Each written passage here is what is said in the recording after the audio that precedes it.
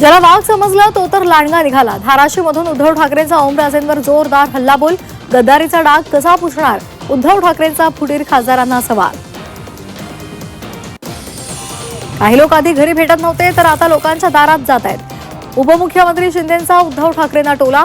फडणवीसांवर बोलतायत त्यांनीच खोटे गुन्हे दाखल केले, शिंदेंची टीका। लोहगड हत्याकांड प्रकरणात पुणे पोलिसांकडून केतनच्या हत्येचं सीन रिक्रिएशन।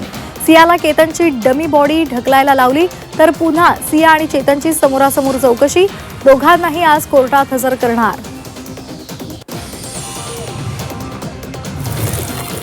बीडमधील विलास खुले हत्या प्रकरणामध्ये 10व्या आरोपीला एसआयटीकडून अटक। राजकुमार मोरे असं अटक केलेल्या आरोपीचं नाव।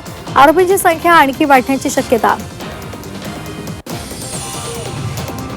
लोकल हत्येनंतर माहीम स्थानकामध्ये चाकू हल्ल्याची घटना। धक्का लागल्याच्या कारणावरून व्यक्तीवर चाकू हल्ला। मुंबईमध्ये लोकल प्रवाशांच्या सुरक्षेचा प्रश्न ऐरणीवर। जालन्यामध्ये नशेच्या 1080 गोळ्या जप्त। एटीएस कडून 2 आरोपींना अटक। विशाल कॉर्नर हॉटेलजवळ सापळा रचत कारवाई।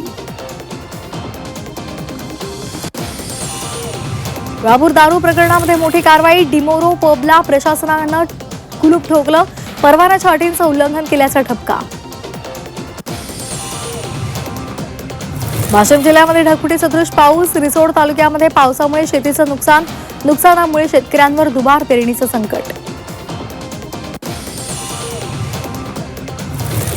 शिरूरच्या कानूर मेसाई परिसरामध्ये ढगफुटी सदृश पाऊस। मुसळधार पावसामुळे संपूर्ण जनजीवन विस्कळीत। प्रमुख रस्तेही पाण्याखाली गेल्यामुळे वाहतूक ठप्प। दुष्काळाचं सावट असलं तरी वारकऱ्यांना पाणी कमी पडणार नाही। वारकऱ्यांसाठी 500 पिण्याच्या पाण्याचे टँकर उपलब्ध करणार। मंत्री जयकुमार गोरे यांचं आश्वासन। सांगली जिल्हा बँकेला आरबीआयची कारणे दाखवा नोटीस। बँकेमध्ये मोठा गैरकारभार झाल्याचा आरोप। बँकेवर तातडीनं प्रशासक आणण्याची पडळकरांची मागणी।